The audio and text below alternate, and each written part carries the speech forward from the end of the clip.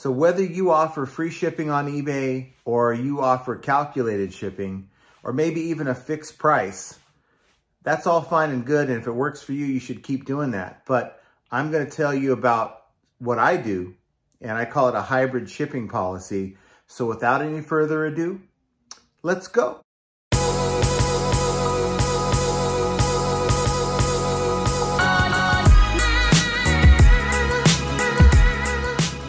Hello everyone, welcome back to the channel. This is John from Flippin' Ain't Easy.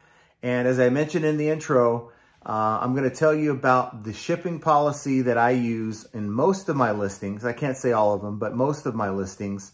And I'll tell you how I came across doing this and why I don't use free shipping, why I don't use calculated shipping. And for me, it's quite simple. I'd say about 60% of the sellers, maybe it's even a higher number, but for the sellers that sell in the type of items that I sell, and that's basically anything and everything that you can find on Amazon.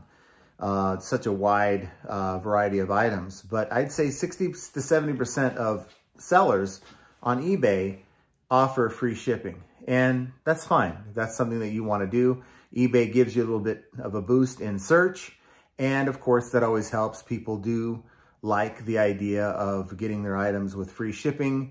It's the Amazon Prime effect. And the idea of paying for shipping for some turns some buyers off. I understand that.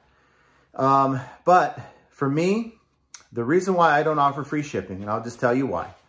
Number one, if I have like 5% returns, and returns, I'm going to make a video on it, aren't necessarily a bad thing. That means that you're making sales. And as long as your returns aren't an outrageous number, then you're okay, okay? But for me, if I'm dealing with a return, and based on eBay's policy, if you are dealing with a return, you have to give that buyer a refund of the amount that you have listed in the auction or the buy it now listing. And let's just say it's a $20 item. Free shipping, okay? And let's say whether it's a remorse return where the buyer is returning the item or there's a problem with the item, when you get that item back, you have to return that buyer's entire $20 back to them because there is no specific stated amount that you've designated towards the cost of that shipping label, okay? Now, if you're dealing with 5% returns, let's say that's basically 5 out of every 100. And someone like me who sells maybe 200 items in a month or more, like 225 or something like that, which is kind of what I've been doing the last 3 or 4 months, you're going to be dealing with, that's 10 to 12 returns. And if on every one of those I have free shipping, guess what? I'm going to have to return that buyer their complete refund on the item price, which has shipping built in. So I'm out some cases my shipping is, 10 to 25 bucks and anywhere in between. So that's going to cost me, $200-300 a month just in giving that customer back their shipping. Now on the flip side of that coin, if you have calculated shipping, well, what happens is that $20 item that you were selling with free shipping, let's say you were selling it for 14 plus 6 shipping, that item comes back as a return, okay? You're only refunding 14 because that original shipping has been defined, and eBay, in fact, eBay gives you the option, and it is defaulted at toggling off that shipping. So you only give the actual item price back. Now, if you did something wrong, misrepresented the item, that type of thing, then it's good business to give that customer their entire refund, including that shipping. But, for me, a lot of times you get a lot of these fake returns so they can avoid paying for the return label. You get these customers who change their mind, bought the wrong thing, and, I'm not giving them back the return of the original shipping back to them because, it's not right. I didn't do anything wrong. In fact, in most cases, a lot of these returns, I'm listing that item as soon as I get it back.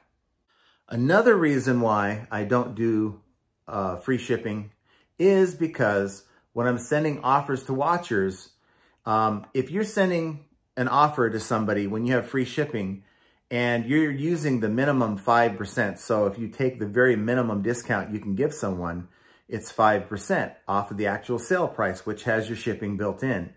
For me, when I have an item that has a set price plus shipping on the side, I'm only giving a discount off of the item price, not the shipping. Whereas you, the seller that's offering free shipping, is offering that 5% off of the whole thing. So we may both have the item at 30 bucks. You know, your free shipping, mine's like 20 bucks plus 10 for shipping. But I'm only giving a discount off of 20, whereas you're giving a discount off of 30. So you're giving the larger discount. And I don't care about offer to watcher. If that offer to watcher goes out and they buy it with that discount, great. It's not a big deal to me. I'm more interested in getting the boost in search as a result of sending the offer to my watcher. So I'm doing it at a much lower discount, at the lowest discount, which is less than 5% off of the entire thing. And those free shipping eBayers are paying a higher percentage or receiving less than I am. Then the obvious choice would be to offer calculated shipping. Well, I tried that. I did that early in the year. I started changing a lot of my items from free shipping to calculated shipping, okay?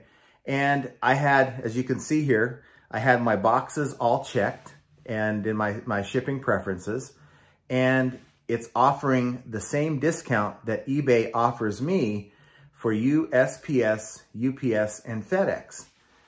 And so when I do my calculated shipping, it should show the buyer the exact price that eBay is going to charge me when I run my label.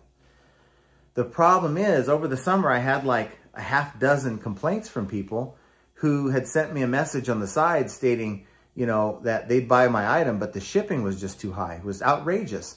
And for that reason, and in my mind, it's like, if one person's sending me a message saying something's a problem, there's probably a dozen other people who didn't even bother sending me a message that probably clicked away. And my sales weren't doing all that great in the summer. So I kind of sat back and figured it out that I was scaring a lot of people away. And for whatever reason, eBay wasn't showing them the actual shipping that I was going to be charged. And if they were, it's much higher than they were interested in paying. So I said to myself, what would happen if I offered a flat rate shipping policy for each item that I'm selling? And the way I figured it out was using Shippo. You guys know I like to use Shippo. I know Pirate Ship does all the same stuff, but I utilize a lot of USPS and UPS labels, but my main shipping situation is through Shippo. And so what I like about it is it's linked to my eBay account, so it has all my orders right there. And so I'll go into Shippo and I'll look for a customer that I've shipped to before, let's say in Florida. And so I'll find that Florida address and I'll plug in the dimensions of the item and the actual weight of the item once it's packed up, okay? And I'll kind of figure that, you know, little extra weight for additional packaging and whatnot.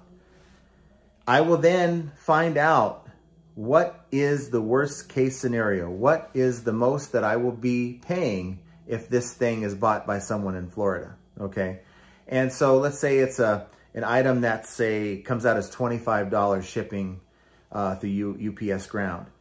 Well, what I'll do, knowing that if I ship it to California, it's not going to be close to that. It's probably going to be like 13, 14, 15 bucks with UPS ground as well. I will find a middle ground, which is like $19.99, knowing that if that Florida buyer buys my item, I'm going to eat about $5 in shipping, right? But if my California buyer buys that item, I'm going to gain $5 in shipping because I'm not giving them that money back. Okay, it's a flat rate shipping. So it sort of evens itself out, okay? And it doesn't scare away my New York, Florida buyers, because I still get a lot of East Coast people. and my West Coast buyers are still buying my item, if that makes sense to you. So for me, my sales have been great for the last, since the middle part of September, my sales have been great. And that's utilizing that, what I call a hybrid shipping policy, one where the customer's paying the majority of the shipping cost in most cases, in the worst case scenario, and I'm supplementing whatever the difference is. And best case scenario, my buyer's paying a flat rate, and maybe I'm making a few bucks on the deal and putting it towards those labels that I have to come out of pocket for. Here is an item that I just shipped this evening before making this video, okay? And they paid $9.99 for the shipping label, okay? For the item to be shipped to them. As you can see here, I have a little over $12 UPS ground label. Now, I'm gonna eat $2 and some odd cents for this label, and I'm fine with that. But I'm not gonna get killed on the deal because I've sourced properly. If I'm into the item for the same amount that I sold it for, I'm gonna be underground and underwater. You don't want that scenario, but I know that I'm not gonna price my items that low. I know where I need to be for every item I sell. So I'm okay with losing $2 to $3, maybe $4 or $5 if I have to, on an item that I know is gonna sell, and I'm gonna make, after it's all said and done, between 50 and 60% margin on. Maybe this is something for you. Maybe it's something to try. I have 7 different policies set up, different shipping policies set up, anywhere from $4.99 for my smaller first class items, all the way up to $29.99. And I think the progressions are $4.99, $6.99 for my larger first class items, $9.99 for my priority mail items, $14.99 for my little larger, I think 3 to 4 pound items that will usually either go priority mail or UPS ground, just depending on where they're located.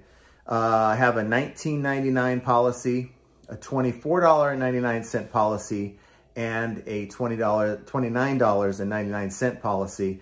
Now I have to tell you, if it's anything that's going to require me to ship something that's heavier than that, I will just straight up go calculate it at that point, because I definitely don't want to lose money and be way out of pocket. So if I plug that information into Shippo and it tells me it's going to be over $29.99, actually really over $35, because I'm willing to take that $5 hit, then I go straight calculated with that. That's kind of what I do, and that's kind of why I do it. Now, is this something for everyone? No, it's not, because you got a lot of sellers out there who will offer their item with free shipping, and they're only selling let's say an item that's under a pound.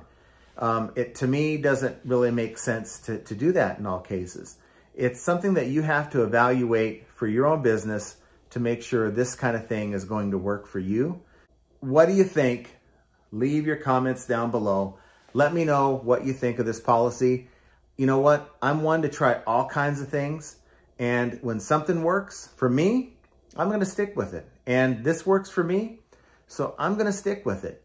And you know what? We aren't always going to agree on what's the best way to do stuff. I'm sure I'm going to get a dozen comments from you guys, saying, hey, this doesn't make sense. I'm going to do it this way. And I've been doing it for years this way. And by all means, continue doing what you feel works for you. I'm just offering an alternative idea as to maybe how to win this game of shipping. And for some, I think that the whole free shipping concept, I think we're kind of getting priced out of that model. And so for those of you who are willing to try it, give it a shot. Maybe give it a month. Try it in January and see, if this is something that you want to do. But for me, I'm sticking with it, happy, and I call it my hybrid shipping policy. And again, it requires 7 different flat rate shipping levels, and you're finding the right one that allows you not to get killed on your worst case scenario and make a few bucks on your best case scenario, like across town or to the next state. So guys, if you enjoyed this content, please hit the like button. But most importantly, please hit that subscribe button, because I am trying to hit 10K by the end of the year. I'm not sure I'm going to be able to do it, but I need your help. And if there's any information that I have ever given, even if it's one piece of information that's been helpful, it means a lot to me trying to hit this goal. Goals are something you should always be doing, whether you're dealing with eBay or, in this case, YouTube. But I need your help, just like you've helped me before. This time I really need it. Please hit that like button, but subscribe to the channel.